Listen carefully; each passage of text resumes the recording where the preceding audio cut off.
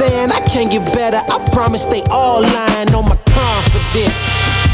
Yeah, that's right. Welcome to the Content Parlor. I'm your host, Deon. We're here with an exclusive. We're chopping it up on some men's topics today.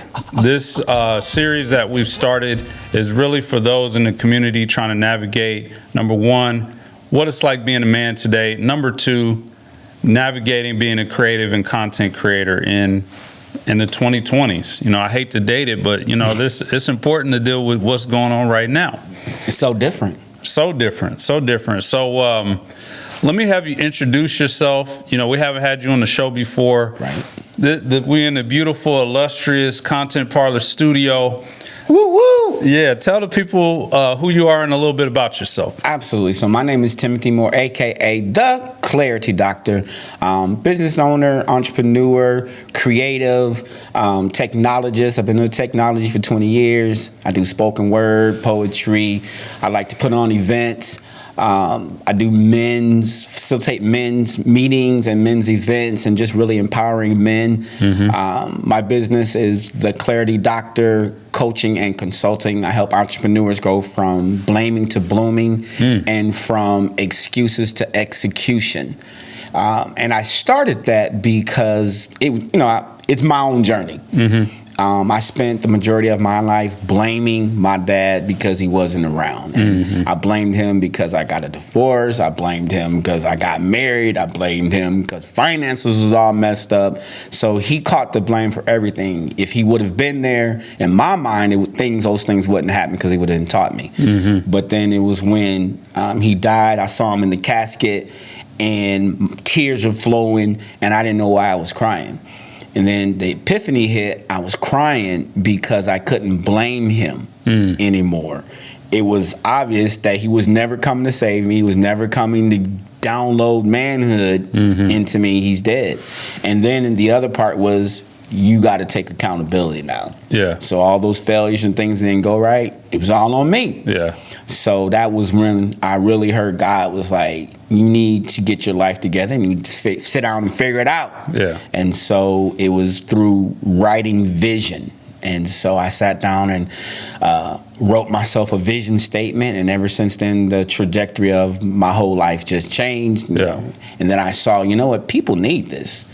People need to be able to see. We have all those blind spots, and especially as men, we're blinded by what we're taught as kids or what we're not taught, what we see on the media when it comes to girls and dating and women. Video soul and now in the 20s, you got all these social media models and we think that that's what a good woman is. Kind of segue into talking about men and relationships.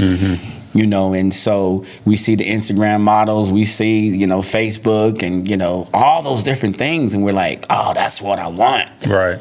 But no, bro, it's not what you want. Yeah, that's deep. Yeah, just as part of the intro, I actually went through a phase of that myself. My father was in our lives as young children, and then as we got into the adolescent phase, for whatever reason, him and my mom split. Right. So I'm not going to air out all of our family business, but sure. But tell us a little bit now. But it is a thing that I looked at as a scapegoat as a young man of like, I'm going to go out there and I'm going to make something myself. But, man, it sure would have been a lot easier if X, Y, Z. Yeah. And while those things may be true, you can't do anything about it. Can't do anything. So only recently, and maybe that's why our paths cross, is I started to really come into my own manhood and figure out for myself just the internal parts. Yeah. I had a lot of the external stuff working for me, but the internal stuff wasn't there. So I feel like not only do a lot of men deal with that, but they don't even know they're dealing with it because if nobody's brought it to their attention, like I saw, in one of the recent Wings and Wisdom that I was at with you, one of the men was in there still in that phase and didn't realize it's a whole group of us that are dealing with that type of stuff. Absolutely. Absolutely. Which is, why men have to come together and have to have the uncomfortable conversation. Mm-hmm. We have to have it. And a lot of times people say, well, it's just talk.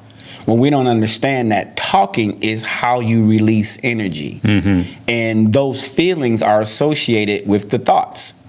Feelings and thoughts, they're connected. You have a thought, you're going to have a feeling or an emotion that's going to be generated by that thought. So if you're suppressing all of that, it's going to mess you up. Yeah. And you don't even know you're suppressing it. And so you start having that conversation. Next thing you know, those thoughts are just coming out. But you feel emotional, but you also feel a release. Yeah, that's solid. So yeah, let's unpack a little bit with just men and male identity. You're not from Omaha. A lot of people think that. But okay. I was born and raised, went to Central High School, but I left a year after graduating from high school, and it just gave me a new perspective when I left. I went to an HBCU, went to Southern University. Shout out Jags. Okay. You know what I'm saying? So those 3 years was a whole experience. Mm-hmm. Being around the black culture, black men, professional women, professional black people in general. That just opened my eyes. And then after that, military, then overseas, 8 years. That just broadened my perspective. I see. So I'm glad you cleared that up because, you spent so much time away from Omaha. Yeah. There's some people that think you weren't even from here, but that's not the case. You are from here. Yep. You're just well-traveled. There you go. Okay. Excellent. Mm-hmm. Excellent. So in that travel, obviously you've collected some fedoras, right? Shout out Tim with the fedoras, man. This guy is one that got me wearing these types of hats.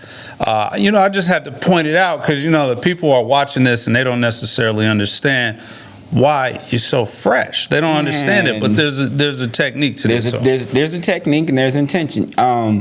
Here's the thing. I realized that we're talking about branding, kind of to that degree. And before you get that official term branding, we just got a reputation. That's literally what it is. So when you start anything, you already come with a reputation. You already come with what people think about you. Right. And so I'm no different. There's a brand, there's a reputation, what people thought about me, what people still think about me.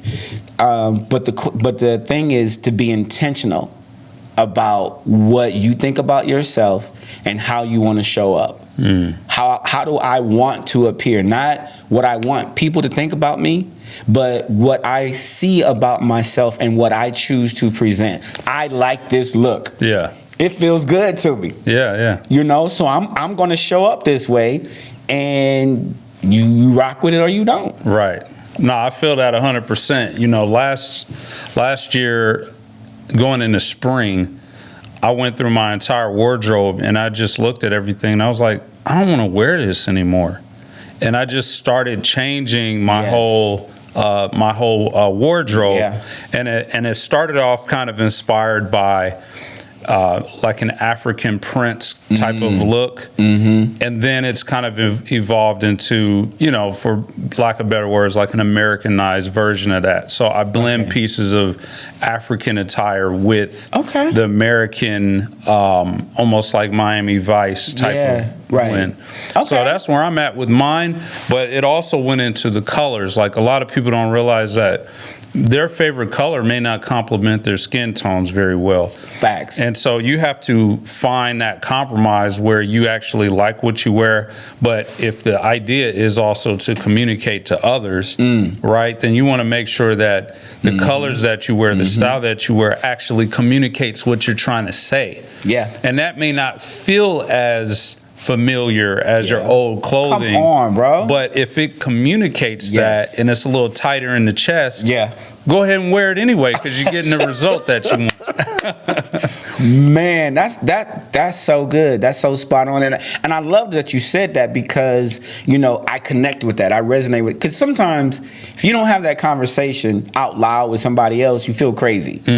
Like I'm thinking this and thinking that. And you said exactly, what I feel and what I'm thinking. What I'm saying is like, you got to know who you are and be okay with it, and then express it. And Yeah. clothes are part of that expressing. Clothes are Yeah. part of that message. And whether we like it or not, like we tell our kids, stop sagging, wear a tie, put a belt on, pull your pants up, all these different things, they might be copying young culture, but it's also sending a message. And the question is, do you want to send that message or not? Even like with our young girls, even our older women, like, you show a lot of skin as a lady, and sure, as dudes, we love it. Right. But you're sending us a message. Yeah. And you can't separate yourself from that message and think, oh, well, you showing all this cleavage, you got your stomach out, you got your booty out, you got the moose knuckle. You know what I'm saying? You showing it all. Yeah. You're telling us something. You might not think you're telling us something, but you're telling it to us. Yeah. And so we got to be conscious of the message that we're sending and be intentional. And that's what I've learned is I want to be intentional about the message that I send. Yeah. Yeah, that's good. Yep. So that applies to men and women. That's For just sure. such a good thing for people to hear. What do you think, like with the fashion? Obviously, women, it's a lot easier to give a critique because there's so much skin being shown. But for the men, what do you think is, obviously for each person is different, but what are those things that men can do to like level up their fashion and present better? I have a couple. I'll save mine. I want to hear yours first. No, why don't you go first? Okay. Go first. Gentlemen first. Yeah. Master gentleman second. That's how we doing it today.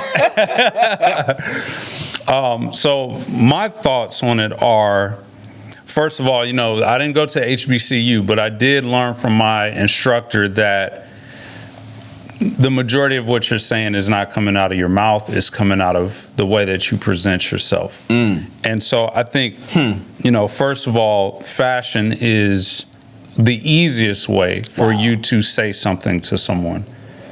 It's the most effective way, right? So if you're not dressing the way that you think of yourself, you're missing 80-90% of your communication.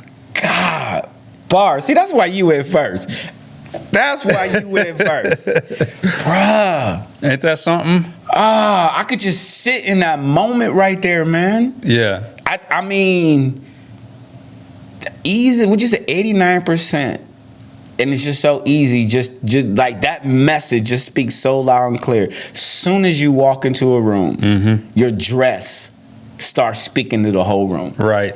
And they've already been like, oh, okay, this dude this or this dude this. Yep. Based off of how you dress. Just off of how you and you dress. ain't said a word verbally. Right. God. Yeah, it's powerful. So that's just a little gentleman hack. Make sure that if you don't have the budget for the specific things that you dream of wearing, just get as close to that or start moving in that direction.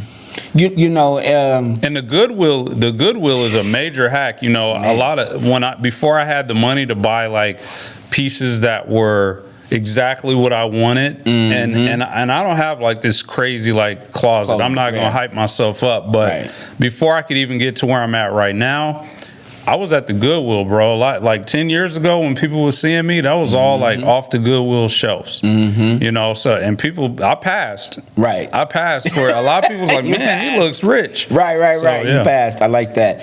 Speaking of inexpensive and a great place to go, shout out to the King's Closet? The King's Galen? Closet, yeah. Man, that place. That's a move. This place is the bomb. Like, y'all got to, Galen and King's Closet, y'all got to show up. Figure it out. Men, go there. That's heard. Man. So, when you talk about the other component of men's fashion and men communicating well, I also think it's the places that you show up as well, right? If your routine every Friday night is to go to a dive bar, that's going to influence the way that you dress, et cetera as well. Now, if you're getting a result that you want, do your thing. Right. But if you want to get a better result whether that be the social group that you keep, the women that you attract, or even the opportunities that you expose yourself to. You got to get yourself in rooms where people think the way that you're thinking. That may mean you need to go ahead and book that conference later on this year. You know, that may mean that you need to take some time off of work and go to that event that is during your work hours. Right. Just so that you can get in those rooms and start to expose yourself. So I think communication is the things that we wear first, the things that we expose ourselves to second, and then, you know, maybe third would be the way that we speak and carry ourselves with our voice. You know, going back to all, like underneath all of that, you know, the dress, the speak, the place you show up, I think, and I'm strongly just believe all that's going to start with your own identity. And so I think a lot of times we as black men, and men in general, but definitely black men, our identity is really rooted in the hood or in the streets or in the urban culture. Nothing wrong, but if we have higher aspirations, we have to leave that behind. Yeah. And I think as black men, we don't want to leave the urban life, the urban, you know, the street style, the street look. Yep. We want to stay true to who I am. But that's not going to necessarily open up the doors that your heart really wants to walk through. Yeah, that's good. Your heart wants to walk through a certain door and be in a certain lifestyle and be in a certain position. But you aren't necessarily going to get accepted the way you want to get accepted if you continue. Now, few people like E.T., like he show up, but that's a whole brand. You know, and he backs it up with a very powerful message. So if you're not an ET and you're not intentional about that branding, then you got to show up in the way you want people, or you got to show up the way you see yourself, and you got to see yourself in the rooms that you know you belong in. Yeah, man, that's a whole bar for sure. Yeah, it's like it's so easy to conform. It's so easy to conform. It's like you get made fun of if you're not doing what everybody else is doing. Yeah. And I'm the first. I mean, people have picked on different outfits that I've experimented with. It's like, oh, you walking around with no socks on. You know what I mean? Right. Like I got on some slippers, like some penny loafer slippers. It's like, where you about to go? You ain't no beaches around here. You know, I get made fun of in those kind of ways. And it's like, but I take it as a compliment because I'm still getting the feedback that confirms that I'm on the right track. Wow. So what makes you kind of come to the conclusion that you're on the right track when you're made fun of for really being original? Right. Well, it's when the idea that I have in my head comes across in what they're saying in more or less words. So if anybody that knows me knows that I'm a traveling guy. Yeah. I love being in tropical places. Yeah. I remodeled my house with tropical colors. You know, I pick coastal vibe. It's like sandy whites and greens, and you know, I got seashells that I collect everywhere I go. It's littered all over, you know, my house and things like that. That's my vibe. So, but my fashion didn't match. Like I was walking around in like Jordans and LeBrons all the time, right? And then trying to blend it with other like more professional stuff. I'm a CEO. Okay. And I look at myself and I'm like, I'm a CEO. Like people should anticipate that I might be a CEO when they see me. You know, so a lot of people started, when I started changing that attire, they started saying things like that. They're like, oh, so you're like Miami. You know, this is like a Miami vibe. It's like your outfit would look good in a tropical place, but not here. Right. So it's like, oh, okay. So it's coming across. Okay. Now I can refine it. You know what I'm saying? Yeah. That's so powerful. You know, and I get the same thing. You know, because hats and suspenders. That's what I love. Hats and suspenders. And so they'll be like, man, you look like you from here. You look like you from there. You know, or even better yet, why are you trying to get so much attention? That one right there is the killer. Like, why you trying to shine so bright? Why you know, this is Omaha, dim your light. Yeah. And so that lets me know, okay, like you said, I'm coming across bigger than what is expected in Omaha. Yeah. So you got to wonder, well, am I outgrowing the city? Yeah. You know? Yeah, you are. but you know, Omaha is it's hard to express Omaha because it's got all the potential in the world if people could see it. Yeah. The problem with Omaha a lot of times is like you just said, they think that those things are for people over there. And that robs Omaha of its full potential, including when you start talking about diversity. Man. When you start talking about diversity. Now we jumping, we shifted. Right. Let's go. Yeah, because, you know, a lot of folks still compartmentalize social groups here. And that's not necessarily, I mean, we could talk about the racism thing and racial stuff, right? But it's more of the way that we view ourselves and the way that we want to be viewed by other communities. Okay, I think the shades need to come off. Okay, let's break it down. Let's break it down. This is good right here. They need to see our eyes on this. Like, look. Hey, talk to them. So, yeah, you know, Omaha has a lot of potential. Kansas City, I think, is a little bit bigger than Omaha, but it's not like 5 times as big. Right. Dallas isn't like 7 times as big land area wise. It might be a little bigger. What it is we don't have the concentration of people. And that's mostly because of the public transportation. Yes. Right? Because these cities like Dallas, Kansas City, Chicago, those cities developed before the advent of like modern car transportation. They were built before that. So they built their grid early, right? The infrastructure early, which attracted more people. Okay. So that's the reason why the population gap. It's not the size of the city. It's a infrastructure thing. But when it comes to the mindset that I see, and you know, I've traveled, you traveled. When I go to other places and I see the way that people conduct business, interact with each other in public, socialize, I think there's 2 or 3 factors. I think the first one is places that are more populous tend to be more of touristy places. Right. So if you have a tourism element to the city, you attract more social people, right? Because when people are on vacation, they're in better spirits. They want to talk to the people locally. The locals, right. Just good energy. They want to connect and see all that's going on. Yeah, so that heavily influences it. Like I said, the public transportation really influences the baseline poorness in a place. Poorness, wow. Yeah, so the more like people have the ability to get where they need to get to, they can get access to the jobs, the resources. And you know what really kind of came to me with that, because that's a great bit of knowledge about the public transportation. So to that point, if everybody's in their cars and not on public transportation, they're not connecting with people that they've never met. Like you're sitting, you know, on a bus or you're sitting on a train, you know, you're observing other cultures on that train and you're understanding, you're learning.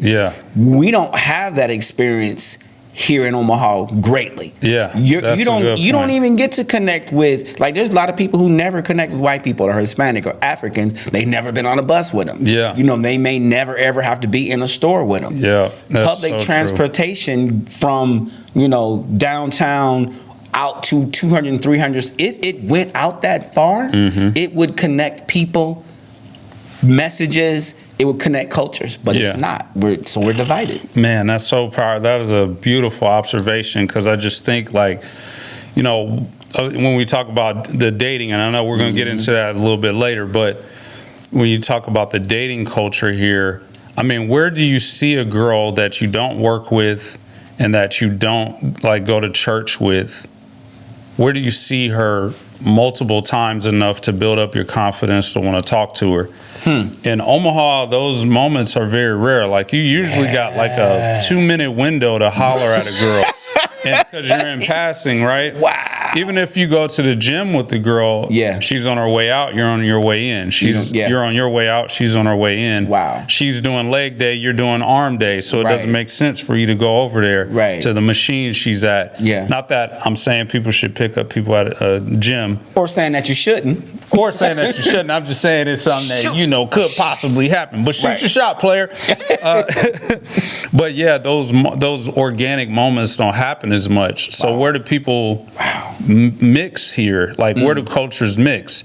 It's not going to be very much on public transportation. You're not going to see that really, really fine girl next door sitting on her phone on the bus, and you got, a captive room for a 20-minute drive. Right. Every Tuesday, she's on the bus with you. Like you see in New York, where like, I can't wait to see that girl. Right. Like here in Omaha, you got one shot, and you may never see her again for 6 months. Probably never see her again, for a whole year until they have another big event. Right.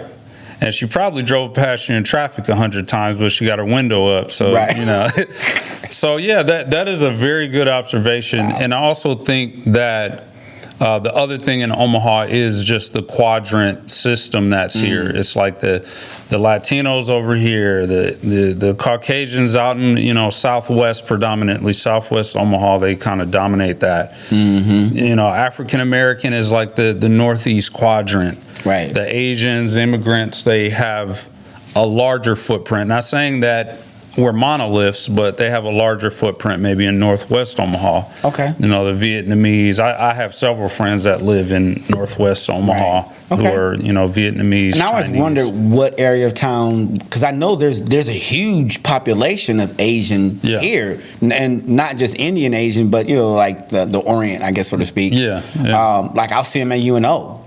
Like, a gang, that's the whole population of students, and so it's like, wow. Yeah, they live a lot in Northwest Omaha and Southwest Omaha.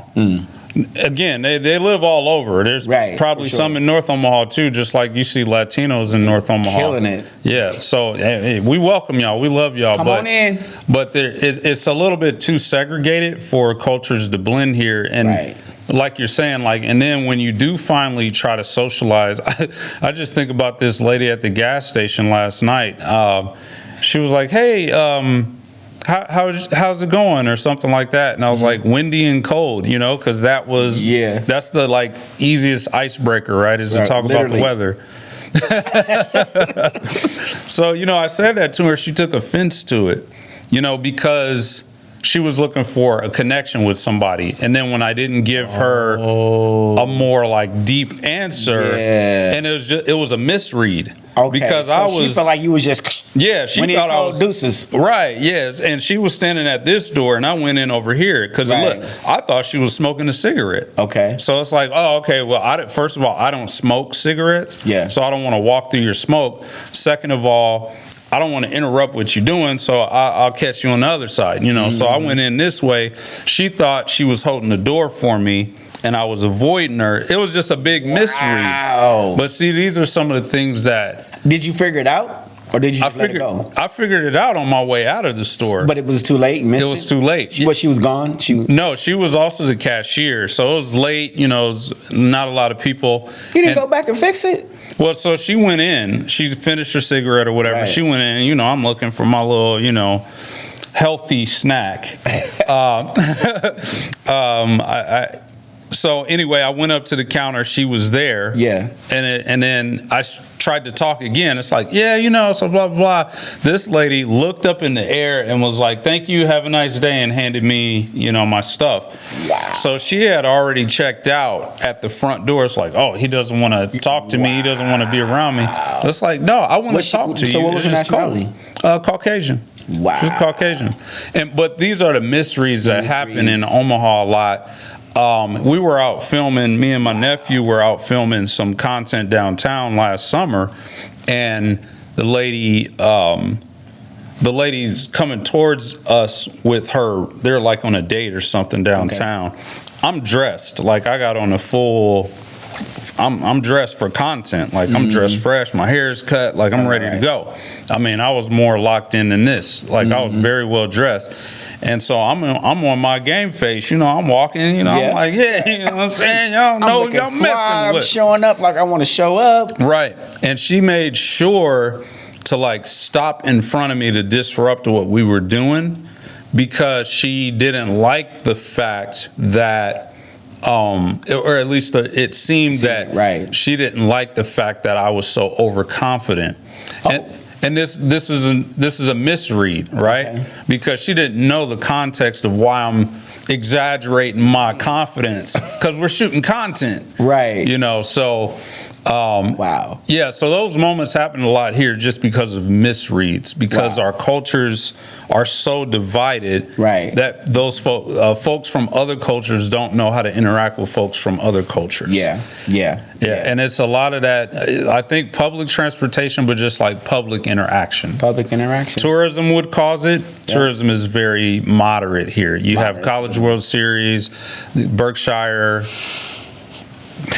I mean, it starts to get hazy after that. After that, you kind of run out. But I mean, you definitely get a lot of companies and corporations who do their corporate events as well. Sure. You know, if you're part of that company, you come here a lot. Like the hospitals bring in a lot of people. You know, traveling nurses, things of that nature. So you get that. But if you're not in that clique, you miss it. You just miss it. Yeah. And the scale here is very small. Yeah. Folks from here who have never really been other places think that it's big, but those types of things in like California, Florida, New York, they happen every night. You know what I'm saying? Yeah. So like that event is big, but they're having a big event like that in Tampa, Orlando, Miami, San Diego, Chicago. It's every night. Yeah. I mean, I was in Phoenix with one of my friends just moved down to Phoenix and bought a house. I was down there. We went to a basketball game, the NBA basketball game, on like a Friday night. The next night we went to a Kanye West concert. Yeah. Right. All in one weekend. Like we'd be lucky to catch artists like Kanye like once a month here. Right. Maybe twice a month, depending on the genre you like. So yeah, the scale is just different here. What do you think about the arts and entertainment here? I mean, to me, it's definitely growing. They have such a cult following, though. Yeah. Meaning, you know, it's not exposed to everybody. You really have to be tapped in to the arts and music and entertainment to even find out what's going on. Yeah. Like we've hung out and I've taken decent places and you were like, whoa. Yeah. And I get that a lot. People are like, I didn't even know that was here. Yep. So what do you think can be done maybe to get more of the word out about, you know, our arts and entertainment scene here? I think we have a strong arts culture here. Absolutely. I think it's Omaha is the king of cliquishness. So, and I don't mean that necessarily in a bad way. It can't be a good way. But I would say that it's not a helpful way. Okay. It's not helpful or healthy. Yeah. So I would say that. I would also say that the arts culture here is strictly eclectic. It's mostly just an eclectic art culture. Art doesn't have to be eclectic. Right. It doesn't have to be. We're making it where, you know, to show up as an African American artist, you have to, you know, wear ragged jeans and have a black fingernail. And I'm stereotyping now. No, I hear you. I feel you. But yeah, we've made it to where you've got to be eclectic in order to be perceived as an artist. I think the thing that will shift it is, first of all, the content parlor, I think, is playing a big role in that, is creating spaces for people to express themselves as artists, and thought leadership is a part of that, which we're doing now. But, you know, you've got design, you've got, you know, music, you've got actual physical art that's produced. We take for granted art in a lot of different ways, right? I think architecture is art. For sure. So the way that we design our spaces in terms of the interior and exterior influences what's produced out of it. And so I think Omaha really isn't designed in terms of the programming. It's not designed to facilitate the art. So we're working on that. You know, the Content Parlor is working to create spaces where that can happen. We're in the studio now. This is open to the public. It's available for rent. A lot of the equipment can be rented and taken off site. Right. You know, so people can go to a space where they want to produce. Oh, that's amazing. Yeah, and that includes photo, video. This is kind of a shameless plug here. No, but do your thing, bro. yeah, photo, video, you know, equipment itself, the space, and then our talent is also available for rent. So that's kind of a call coming in. So that's kind of the types of things I think can change and improve, but I also think in terms of the financing and the funding, I still think art here is very heavily underfunded. Yeah, so a lot of it's just people don't have access to the resources they need to make the art they have in their head. And so I would love to see nonprofits, foundations, and then some of the for-profit take those windfalls and then promote and encourage art. Because without art, which we're going to get into that in a second, but without art, we're in a lot of trouble with AI if you don't have creativity, because that's going to be the new gold rush, is those who are creative.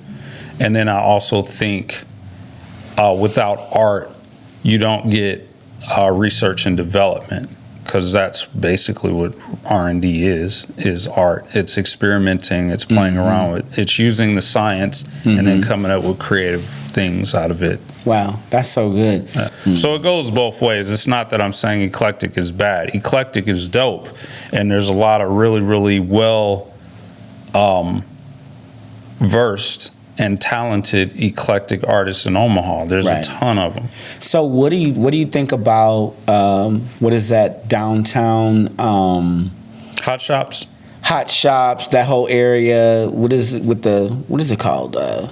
Yeah, it's hot shops. Hot shops. Yeah. But the area that family that owns it, there's the bar, the coffee shop that's inside of there. What is that? I don't know. I thought it was you talking about Millwork Commons? Millwork Commons. Okay. That's what I'm talking about. So where's Hot Shots? Hot Shops is right around the corner. That's what I thought. You can walk to it. Yeah, where they got full of creatives inside the building. They rent it out and they have a space. Okay, that's what I thought. Yeah. So you got Hot Shops and you got Millwork Commons. So how do you feel about that as being a legit area for artists and art scene down there? I think it's great. I just don't think it's enough because again, they facilitate a certain club of artistry. So it's almost segregated to the degree. It's segregated. Yeah, if we want to be direct, it's segregated. I do want to be direct. Let's not play with it. I mean, whether African American culture or art is necessarily accepted or facilitated or desired, it has a certain feel. Yeah, and that's fine, right? We just need to add to it. Add to it and make it diverse, because art is diverse. Exactly, and that's all I'm saying is, I mean, Millwork Commons and Hot Shops, they both have their own vibe, and so you see within the downtown culture, there's a whole vibe there. Because when I think, and I think it has a lot to do with the leadership there. I know that the leadership with like Millwork Commons, they have a lot of ties to the tech industry and this kind of I don't want to relationship or whatever that's guided towards that way. Yeah, it's kind of. I want to say, part of me dares to say hipster, but I also want to say like young urban professional. I could feel that. Yeah, they've got kind of that mix, but there's a whole nother group of artists that the Culture House is addressing. Absolutely. Right. So those people, while they participate in Hot Shops and Millwork Commons activities, Culture House still has a totally different thing going on. And then you've got, Benson area. You've got the Rabble Mill, right? You've got the Bay. They're coming up from Lincoln right now, doing fantastic work with the youth around skateboarding. Okay. You've got Skate Fest, right? Who's using, in a similar way to the Bay, using skating as a vehicle to develop talent and develop creativity. So the Bay in Lincoln, the skate, which I love that place. Yeah. But then we have something comparable here. Is that? It's in the works right now. They're rebranding, but they're going to be moving a new location here, I believe, in Benson. The Bay. Yeah. Shut up. So that whole Rabble Mill ecosystem is kind of like cloning itself here to help address that need, because the need Rabble is Mill. Yeah, so I believe the Bay was the space originally, and we should have Andrew on so he could talk about this better than me. But my understanding is the Bay was the space, the Rabble Mill was the programming. Okay. And so they're just rebranding everything as the Bay now, so it'll be the space, the programming, and everything. Yeah. And so what they to my understanding, don't kill me, Andrew, if you see this. To my understanding, what they ultimately do is they create a programming for students who don't fit into traditional college pathways to help either get them there or to give them another alternative means of creating opportunity for themselves after high school. So they call it like the gap year. Okay. So a lot of students, they don't go to school right away after high school. They don't go to college right away. And so they create their programming around this idea of like, what do students do after they graduate from high school but don't start college? Because you can quickly, go work at Burger King, and then you're just stuck in stuck. Yeah, you just chilling right there. You're laying in the cut, and then you drink, you mess around, get somebody pregnant. Now you got a family, and there you go. Hopes and dreams shot. Yep, just like that. So they kind of keep them out of that, and they facilitate that really around the skate culture, which is surprisingly a big culture. And I'm just there's that much of that. It is huge. I mean, and you see it all the time, but if you're paying attention, but it's another one of those things. It's like if you're tapped in, you got that awareness. But the skate culture is definitely huge. The skate park off of Cass in the summer. Yeah, place is packed. I've been there a couple times. Packed. I'm like, whoa, and talk about diversity, like the number of Latinos that skateboard, which is amazing. It's like Latinos, Mexicans, whatever you want to call it, Hispanics. I heard something. I saw a kind of segue or side note. They were like, Latinos is not the name that they actually want to be called. It's almost like that name was given to them by another culture, like maybe the British or whoever was oppressing them, but it actually has its own meaning. Like the guy was just dropping nuggets. I was like, oh wow, I didn't know that. But we definitely need like a reevaluation of the labels that we give ourselves racially and ethnically. Because nobody really wants to be called what they're called. Like I don't really prefer to be called black. Right. Because and I definitely don't prefer to be called the N-word. I'm not offended, right? Especially if the context is cool, right? And I grew up the ER or the A on the end, right? And I grew up saying, I've said it more than anybody probably. I mean, there's some 40-year-olds that haven't said the N-word as much as I have in my lifetime. So I'm not judging. I'm just saying, and I don't think I'm above it. I just think words have power, and we do need to revisit like what words we should call ourselves, because it's a new era. We're not enslaved. We're not, dealing with the conquistadors and coming in and flying in, coming in on ships ready to take us, changing our language, changing our culture. We're not dealing with those things in today's day and age. So it's worth a conversation to say like, what should we call ourselves? That's a whole sub. That's powerful. That is good. Happened right here on the Content Parlor. But you know what? Hey.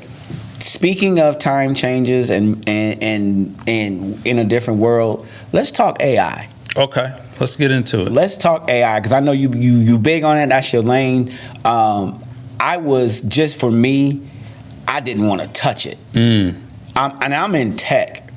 And I remember when the whole AI revolution started and the conversations that were happening, within the companies, and they're like, AI this, AI that, even just the cloud, all of that. I was like, whatever, that ain't going nowhere, BS. And here we are. And I think it was probably maybe 5-6 months ago. Okay. When I actually started using AI heavily.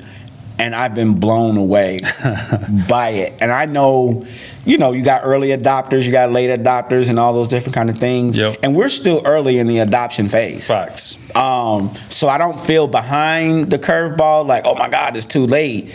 But I definitely feel like I kind of wished I would have started a little bit sooner in just understanding the capabilities of AI. But I'm glad at least I started, so I feel okay.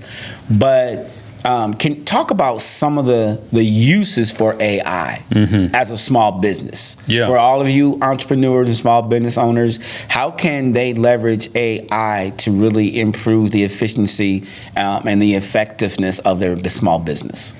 Yeah, well, my story with AI isn't all that much different from what you just described, believe it or not. Okay. I've been very aware of AI for probably about 7 years just because of my background. So I graduated from Omaha Code School, which was a coder boot camp. Okay. That was in 2014. Right. And they were talking about AI back then. Yeah. I went into the workforce, and originally I was working with a design agency, not all that different from the one that I run right now. Very oddly, because when we started, I was like, oh yeah, what we're doing is nothing like what I do at work. This isn't even a conflict of interest, but yeah, we're totally doing the same type of stuff now. Wow. Right. But in my second job was at Hayneedle as a internet application developer. So I basically built small pieces of logic into the Hayneedle website as like a junior web developer. And so I was exposed to a whole world of stuff. So it was like that I'd applets or something like that would just applets that would run on their website? Yeah, applets, their email campaign, helping to integrate those. It was little UI features. So, nobody really knew how to like work with the bleeding edge CSS and JavaScript interactions. The developers there were far superior to me, but these little micro things, they just didn't have time to work on that. Right, and but it was add super functionality important to their website. There you go. And really went a long ways to helping that. Okay. Yeah, so that was the kind of work that I did. But in that work, and meeting the developers that work there and learning about the dev culture and all of that, I got exposed to AI, right? And so it first started off as things like the original chat bots, right? So the little modal on the website that pops up and you type in there, and it's got a certain trained prompts, but it was like predetermined. Getting on your nerves, wouldn't go away. You try to click on it, it wouldn't go away. Yeah, so that was kind of when I first learned about it. Chat GPT and that type of stuff I learned about, I want to say in like 2018, 2019, I started hearing about those types of things that are coming because one of my developer friends was building an AI chat bot. He was building it, but it wasn't called a chat bot. It was just like they were building a platform that could build itself. And so I was like, that's like a robot. You're building a robot. And it's like, wait, we're all building robots. Wait a second. A function is wait a second. And it's just like, oh my gosh. Wow. So from about 2018 to about 2021, when I forget the name of that team, but they went to a competition with the early version of Chat GPT, and they solved this problem that people were taking like decades to solve. They solved it in like a couple of days at this conference. And then anyway, Chat GPT came out of that group. And the guy, he's one of the guys in that group, he's got a book out called The Coming Wave. Highly recommend people listen to that or The Coming Wave. The Coming Wave. I can get his let me just drop it real quick so people got it. That sounds very ominous. Yeah, Mustafa Suleiman. Okay, yeah, I think I heard of him. Yeah, so he was in that group that helped develop the early versions of what now is Chat GPT and things like that. Okay. But it's just when we're talking about AI. So anyway, that brings me to today, and you know what's happened with AI is it's turned from like a chat bot. It's not really a chat bot anymore. It's an agent. It's like a function of your business. And so I think the first thing that people need to do when they think about their business when it comes to AI is they need to think about the customer experience. And so really what AI is when it comes to your business is it's a way to maximize customer service. So let me ask you this, or kind of comment or respond.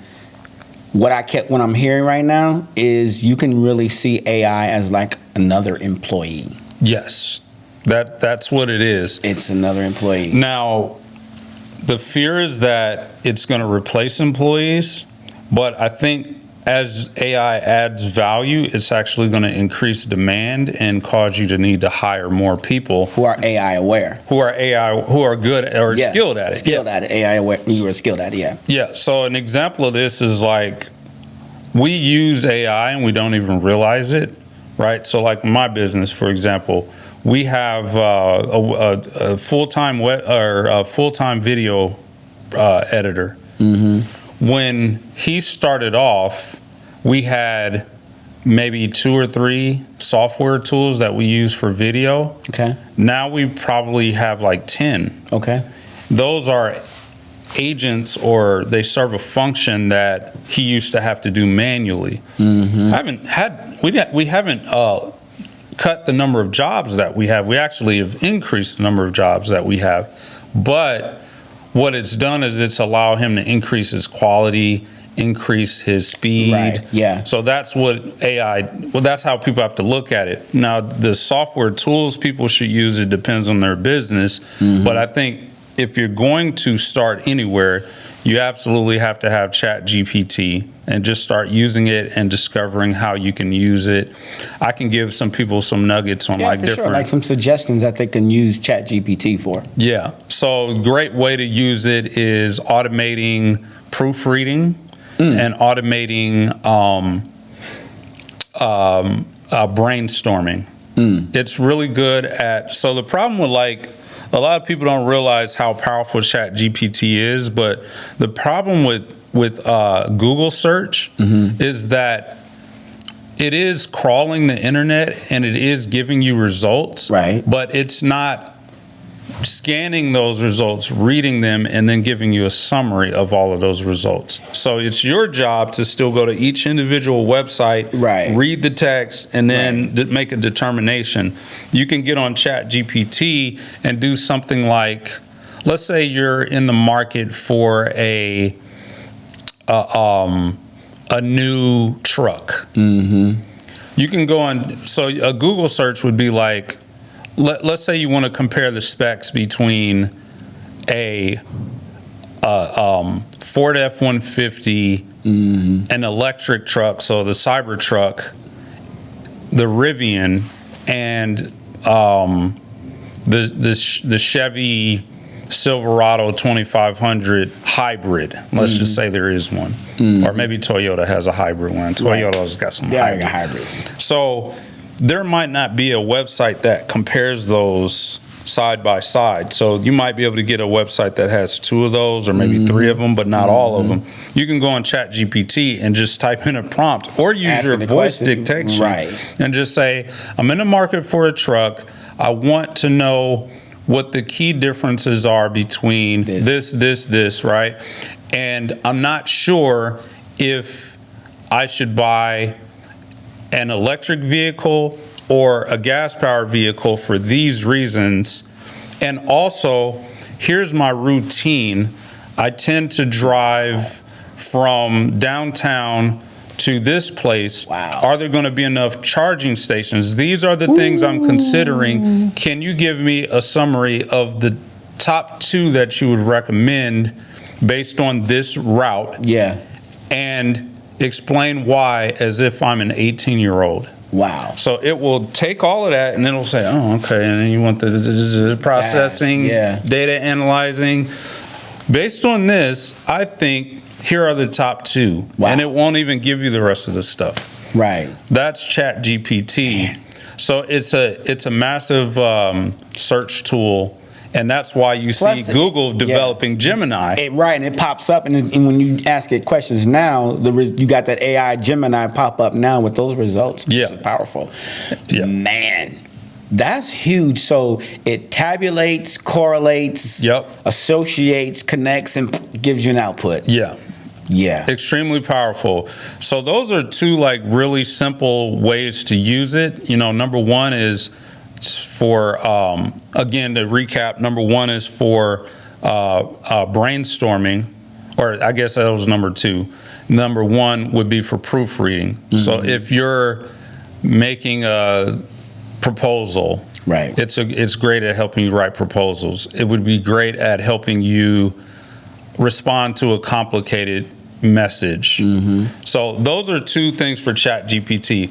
When it comes to other tools, you have to get some type of workflow tool. Right. So whether that's like something like we use, you know, an agile framework. So we use software that uses like a Kanban or like a agile methodology. And if you don't know what that is, it's okay. You're just using a task management system. Ask AI, it'll tell you what it is. Yep, just get ChatGPT and it'll help you with all the rest of this stuff. But now you don't even have to worry about understanding anything we say. Just put it in the AI. Matter of fact, just drop the text recording. Right. You know. Right. Run it through your tool. Have it print out a whole text of the conversation. Drop it in ChatGPT. It can also make files for you as well. Just an aside, but you need task management software, and you need. And there's some free ones and some very affordable ones, and you got to have ChatGPT. And the reason I say you need is because right now it's not a need. But if you don't learn this stuff and you're not aware, then in about, I would say about 2 to 5 years, if you're not up on this stuff, you're going to be crushed by your competition. Yeah. You won't be noticed. You won't be noticed. So let me ask you about your experience with AI and tech. What was that moment when you realized that that it was powerful, and why? So it was in a daily meeting that we have, our stand-up meeting at work, and I kept hearing my coworkers talk about it during our stand-up, like all the stuff they were doing, how it was kicking out code, and you know they were stuck on something at work, and they put in the algorithm and the prompts inside of ChatGPT, and they got the paid version. Like they were having all these conversations about it, and they were talking about what it was doing for them. And so I'm a developer, and I'm thinking, you know, I write code, so like, does it really write the whole code? Because they were really talking about that. I'm like, no way, it's not going to actually write the code. So I went in and I was like, I didn't even know where to start. Like, how to even prompt, how to even ask a question. And so that was the start of it when I kept hearing them say how powerful it was. So I just kind of creeped in, you know, adding little things in there. And like the other day, I had some SQL. Some SQL, and I wanted it to, like, normally I go in and, you know, do all the joins and write all that stuff out, and I was like, you know what, let me see what AI can do. I put that thing in there, put the table names in there, that thing spit out the whole stored procedure code for me. Wow. And all I had to do was copy and paste. Crazy. Change a few things, and I was like,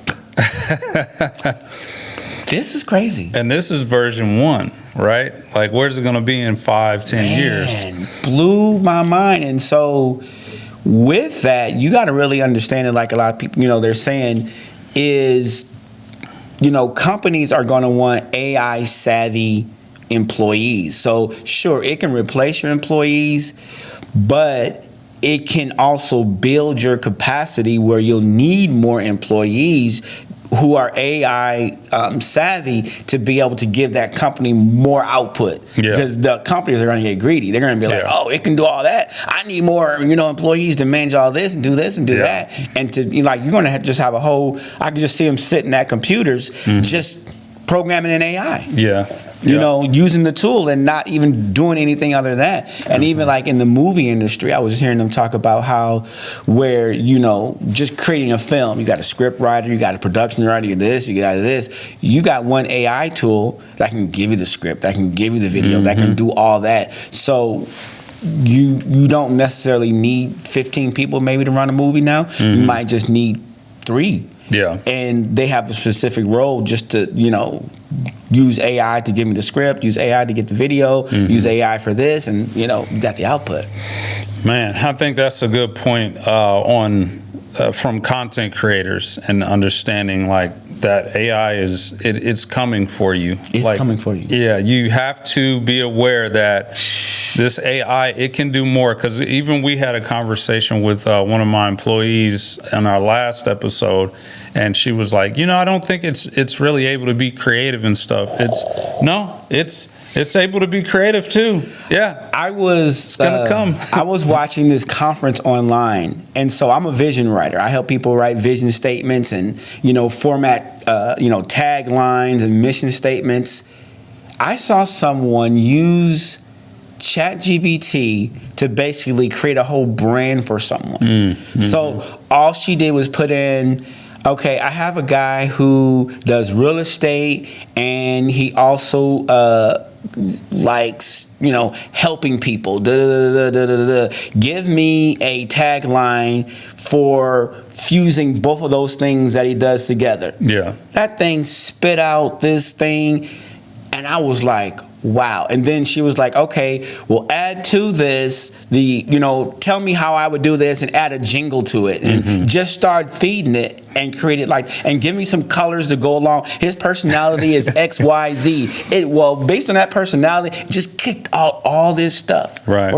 And then it was like, and give me a AKA, I'm the clarity doctor. So give him an AKA based off of it, kicked out him an AKA. Wow. Yeah, I think as a creative, AI is going to become like our best friend, because the person most able to use AI is a creative, is a person that can use it in new radical ways that nobody's thinking of. And so that part, the difference between AI creativity and human creativity is that. So I'm gonna break this down. That's good. The difference between AI creativity and human creativity is that human creativity comes with experience. AI does not have experience. It cannot experience the world around it yet. But what happened in 1997 when you were a kid in your mom's house and you tripped over that broom and your sister laughed at you and you got that cat hair in between your teeth, AI can't experience that. So tapping in on your experience is authority over AI, and also tapping in on your experience is unique to AI. So that's what we have to understand is the difference between us and AI, is our ability to experience the world. As long as we're able to experience the world in a very real and authentic way that's unique to our personality, which that's the coding and the prompts that the AI doesn't have. It has to be prompted. It can't just give you something. Right. It has to have the criteria to respond to. Yep. And that's where we come in. We have to increasingly be more creative and evolve in the ways that we're going to put those prompts in. So, yeah, it would be sad to be 2 or 3 days old and be smarter than all humans combined. That would be really sad, because you don't have any experience with which to use all of the intelligence that you have. So, imagine when you were born, if somebody just stuck a SD card in you and you had all the knowledge of all humans. Right. That's extremely powerful, but you're super immature. Like, you don't even know what the heck you're doing yet. Wow. Like, you don't even know how to walk yet. Yeah.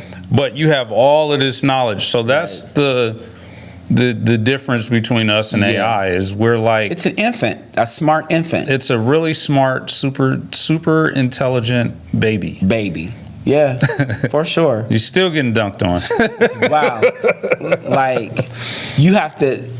And that's kind of that where it would have to ask itself a question, what are the uses? Right.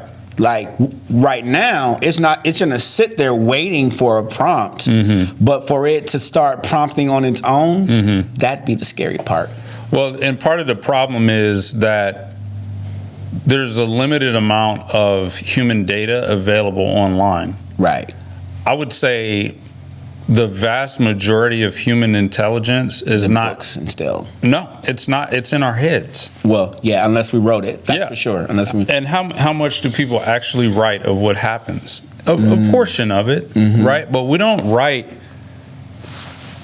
the experience of a lot of things that we experience. We don't write it down. We store it in our minds. Well, kind of the key to that, I think, there's enough that the AI would fill in the blanks. Yes. That's kind of the issue, because the way it fills in the blanks and the way it connects the dots may or may not be right. The right way or the whatever to move society forward. It may fill in the blanks with a bias. Right. Yeah. That's really good. So I know we want to wrap up here, but before we wrap up, I just want to talk about dating for a second. Okay. Right. From a man's perspective, we've got a 30-year-old and a 24-year-old here. So we nice. 30, 24. I'm a gray 30-year-old. Some people start going gray early. Start gray early. Yeah, that's for normal. sure. Okay. Yeah. Alopecia. So. Okay. But so. Clearly, we've got some different experiences. We've got some time between us. So I have a certain perspective about the dating culture. You have a certain perspective about the dating culture. So I just want to hear your take. You've got Omaha. Omaha has a certain dating culture here, and then just dating in general. What do you think is the thing right now that shifted the dating culture and prevented things from being the way that they used to be? Prevented them from being the way they used to be. I mean, I think the biggest is online. Is access. Depending on what city you're from, what's available to you in that city. It gave you a certain level of maybe confidence or even authority or even level of status, desirability. Now you can be online, you can date across the world, you can fly people in. So I think that's changed the game. It's not the same. Now you're not limited to just what's in your city or your locality or just in your church. It's global. And so just with those options that are now available, that's changed people's attitude. A lot, not necessarily in a good way. I think it takes away maybe the humility in dating. It takes away some of the compassion in dating and in dealing with people. Takes away the patience. I ain't got to deal with you. I can go online. I can fly somebody in, or they can fly me in. I can go here. I can go there. There's a lot more comparison. Because you have access to what other people are doing, other perspectives, and how people are being treated. You got the whole, black men, passport men, having access to these women in Jamaica, Bahamas, and, Cancun, and, just all these different places or whatever. And they talk about now how they're treated versus how black women treat them or whatever. So I think it brings a level of just disconnectedness and a lack of just compassion and just really feeling people out and being patient, you know. So I think that's changed a lot, and now people are just, I feel like, very judgmental in dating. Super judgmental. Yeah. I think you're definitely onto something there. I think what you're kind of saying is that the intent of dating apps and things like that has actually backfired. The intent was to democratize it, to make it easier for people, but it's actually just made it harder. Yep. I like that. To kind of level the playing field and giving people more access, but with access has now come a different attitude. You know, they're taking that. You got folks that are online, like the online player or the online playette. Like they got all this game online and, you know, and doing whatever. So now they come into the real world and they're treating women now different, you know, and the women are treating men now different because they're quote unquote in high demand. You know, I'm a high value woman, I'm a high value man, like all this kind of language. What is that? Yeah, I've observed dating. I've kind of come to my own conclusion about just modern dating in general, and I still think women are fantastic human beings. I still think they're worthy of relationships and attention and all of that. For sure. But I think that, you know, women are hypergamous. So hypergamous. Hypergamous. So for people that don't know what hypergamy is, it's you can chat GPT it, or you could just keep listening to this podcast. Okay, break it down, bro. Yeah, so hypergamy is just the idea that women always want a man that's superior to them. They always seek out a man that's taller, that's more muscular or bigger build. They want a man that's smarter, a man that's more intelligent, a man that's more socially affluent, a man who's wealthier. So I think that it has kind of created this maze with no exit for women. Holy cow. Yeah, because, well, if you think about if you think about it, like, okay, so this is basically what I see that's happened, right? So women have leveled up. They have human rights now. You know, 150, 200 years ago, they couldn't vote. Women can vote. They can buy their own property. They can own their own house. They can work their own job. They can summon their own police protection, et cetera, et cetera, et cetera. So women have leveled up, whether they want to admit it or men want to admit or not. I mean, women are very happy to admit it most of the time. Course, right. But so that's what set the stage. So now they've leveled up, but they still have this hypergamous nature. They still want a man who's superior. And so my philosophy is that, unfortunately, what women don't realize is that the average is still the average, right? If you take all of the data points in a market or in a sample of data, average is still average. There's still standard deviation. There's still the median and the outliers on every side. But women have entered that market, so now they're average, but they're hypergamous. So they want men that are superior. So if women are in with the average men on average, right? Okay. If I go to school to be a nurse, she goes to school being a nurse, and we work at the same hospital. We got the same salary, we give or take. We got the same social connections. We got all these different things that are similar now. We're kind of on the same playing field, so to speak. Yeah, I'm not in as obvious of a fashion. I'm not superior to you. Right. So now, if you as a woman continue the hypergamous mindset, I'm less attractive. Shoot. Even though I went to college. Just like you did. Just like you. Now, 150 years ago, when she didn't have access to all of these things, I looked like a superstar. Right. I looked like a superhero. Holy cow, bro. So I think that's a lot of what happened is just women have to either lower their standards and say, okay, I'm cool with the guy being on the same level as me, and that's attractive,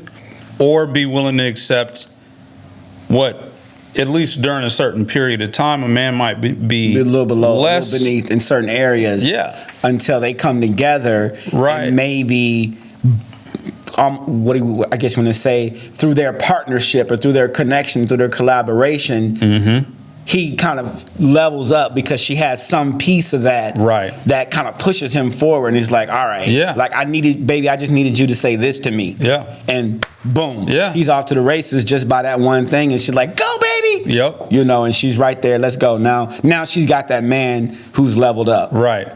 And we see this happen a lot. That's crazy. But this assumes that women are hypergamous, right? Some women may not be. Some women may not need a guy that's remarkably taller or stronger or wealthier. But assuming that on average women do want a man taller, they do want a man more successful, that makes more money, then that kind of explains what's happening, because that's crazy work, bro. That's something? That's messing my head up. That whole perspective.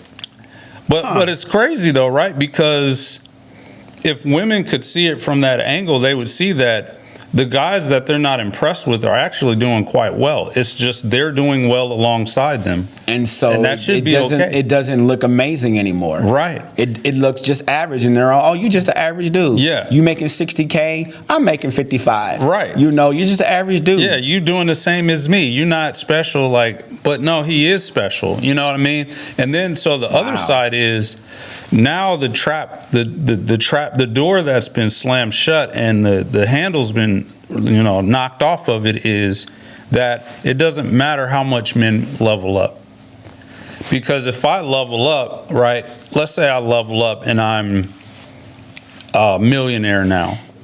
If my average counterparts level up as well, then a million counterparts, as in male counterparts? All counterparts. Just humans. Men and People, women, yeah. If everybody levels up, then I'm average again. Right? Mm-hmm. So if women level up and then men level up with them, they're just average again. So, but the problem is that there's only a certain number of data, right? There's a certain number of men who are single and available, and there's a certain number of women that are single and available. So within that pool, there's going to be an average. Doesn't matter how big men or women get, it's still going to average out. It's still going to be an average, and we know that certain income levels for black men are only a certain percentage of men are going to make maybe over 50K. Very, very low, right? Like the men, African American men, are going to have an even tougher time being above average. So if the women are not impressed with their actual, doing pretty well, if a guy's making $50,000 or $60,000, they're actually doing pretty good. Yeah, for sure. But women are like, oh, he's a brokey, and it's like, now wait a second, he's not in poverty. He's got his own place, he's got his own car, he's got his own money, he's traveling, maybe the guy travels once a year or maybe once every couple of years. That's average. That's totally fine. He's doing good. Yeah. But if the woman is making the same or maybe a little bit more, maybe she's making 75 or something, you're still about average, but now you're not impressed with his $60,000. Right. It's like, yeah, I just spent the last 10 years, if I'm thinking in the eyes of that man, I just spent the last 10 years, going to trucking school and driving all over the country and putting up with all of this stuff and and I still have my house. I still got my nice car. And it's you're not that special. I think even along with that, I think men have to do better in their own selection criteria. And I think that's where a lot of us men have failed, is we've been choosing wrong. We've been selecting wrong. We haven't been, like we had the conversation earlier, our identity hasn't been intact. And we're building our identity and we're validating ourselves off of the type of woman we have. And so we're kind of missing it because we're choosing the women who may not necessarily be, if I got to choose the right word, the right match for us because of their standards or their internal workings. Yeah. You know what I'm saying? And like, why are we even going after a woman with those kind of internal workings? Like, I'll see a lot of times these conversations just about dating, and it's like, well, why you keep choosing that female who has that value system? Yeah. Why are you choosing that? Because she's fine? Yeah. Because she's the one that's got the loudest voice? Because she's an influencer? Because she's all over Instagram? We have to choose better and know, okay, she might be, if that's what she thinks and desires about me, I'm making my 50, 60K and it ain't good, I should stop chasing her, because obviously her value system is not in line. All she gonna do is hurt me anyway. Yeah. You know, she's not going to value me. She's not going to see me for my worth, in my internal worth, because her lenses is looking for somebody higher up, but not in personal value. Yeah. Higher up, she wants social status. Like, that's all she wants. Yeah. So look, I shouldn't even be shooting my shot at something like that. Yeah. No, that's powerful. You know, that's something that I think a lot of people can take note of, because it's easy to, and I think I've learned the hard way with some women that, look, I wouldn't be surprised if a lot of the most attractive women we find are single in about 10 years, because they're not made up of the stuff that is necessary to be successful in a relationship. For sure. Yeah, not to say that stuff. Yeah, it's like there's a gumption. There's a mix. Yeah. There's some ingredients that we both have to have. Right. Male and female. Yeah. To be successful in a marriage or a relationship. And you're right. Yeah. Those things are slowly but surely being drained from our society. Yeah, that's good. Men and women they don't have the stuff anymore. Yeah, but I love what you said about, men have to take ownership for part of this, regardless of if women level up or not. It's men's job to be great men. It's our job. It's our job. So nobody's going to do it. We got to do it. And if we're not attracting what we're looking for, and we kind of talking with the gentleman about that last night, of just like, if we're not attracting what we're looking for, we should look internal first and work on ourselves. Yeah, because it's hardly ever, I would say in my experience, it's hardly ever how much money you make, how tall you are. There's some short guys out here with some good looking women. There's some tall guys out here who can't get a date. Right. I know a couple very, very close to me. Sorry, you know who you are. Sorry, man. We get you somebody. Bro. Wow. So, money has a play in it. Height has a play, but it's not, women say all kinds of things, but you have to observe their behavior, and I just look at the men around me. I know several men that are under 6 feet tall that are married. So you can't say that, you got to be 6 feet tall or you can't get married. So it's There's more that goes into that. I mean, the only time that I really paid attention to my height or was aware of my height was probably in high school. Okay. High school and college, I was a little maybe sensitive or more aware, because it's like most of the guys just seem taller. Yeah. And then, like you said, height and listen, like they got the babes and all that kind of stuff. Yeah. But you're about what, 5'10", Yeah, 5'10". But with all the men, like my sons are taller than me, my brothers, like I see a lot of taller cats. And so I think I used to want to be taller. I felt intimidated, or I didn't just feel as confident because I wasn't tall. But I did the internal work now to where it's like irrelevant. I think I might appear taller than I am just because of confidence. Which, that's what's up. Yeah, I mean, for me, my height doesn't bother me. I'm pretty happy. The only thing I wish that I was taller for is like basketball, just so I could dunk, like so I could dunk more easily. Like when I was in high school, I could dunk because I had a pretty high vertical. I think I was a 40-inch vertical. You was squatting and you was exercising. I was up there, man. Knees were straight. Yeah, easily. I could easily get up there and throw that thing through. But as far as like dating, it's not really I don't think it's really affected my personal results. I hear people talk about it a lot online. Right. But for me personally, I mean, I don't know that I'm short enough that that's been a factor for me. Okay, gotcha. So even if a woman is like my height or slightly taller than me, I'm like, I'm cool. If you're cool with it, I'm cool with it. Like, they like to wear heels a lot now too. That's fine. I'm not intimidated by tall women. You're tall. It's like you look like a model to me. Like I don't look at that like, oh, well, maybe she won't like me. It's like, come over here, sit on my lap. You know, right. So it doesn't bother me. I had. I think it was two girls in high school that told me I was too short. Okay. That I was like, man. I don't know that I've ever heard a woman tell me that I'm too short. I think women might not select me for my height, but I never hear about it. Right. And the type of women that I am attracted to, I have a certain success rate with that. I'm not going to say every woman that I shoot my shot at says yes, but enough of the ones that I'm stay in that lane. Right. You found your target market. Right. I'm not trying to brag. I'm just saying that. I'm just saying that because they. That's not the reason. I'm just saying that they tend to be shorter. So it hasn't been an issue. That's all I'm saying. Right. Now, African, you get an African, like an actual African woman, they tend to be a little taller. So I don't know, but yeah, I was just saying like the type of women that I've been dating, they like Latinas, they're shorter anyway. So it's like I'm like 6 inches taller than a lot of them. Right. You feel like a manly man, huh? Yeah, I'm like, hey, I could protect you, boo.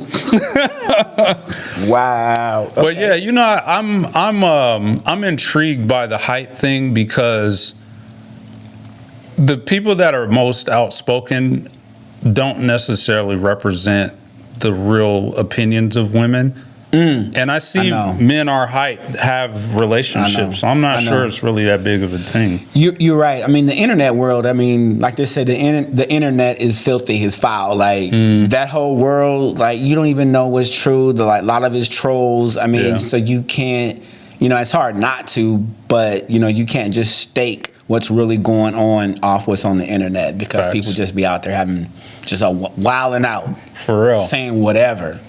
For real. Well, we got to have you back on the show. Sure. I think that my biggest takeaway from this today is that I can always learn something from Tim. So I don't know if did you give your last name? My name is Timothy Manuel Jones. I'm from the island of Tobago. No, I'm sorry, Trinidad and Tobago. No. I just shifted. Came out of nowhere. Timothy Moore, a.k.a. The Clarity Doctor. Check me out on all social media at The Clarity Doctor. My website at theclaritydoctor.com. Yes. Speak that. So we'll be back here on the Content Parlor on the next episode. But that's going to wrap it up for now. We'll see you guys in the next episode. Appreciate you. Peace. Yeah.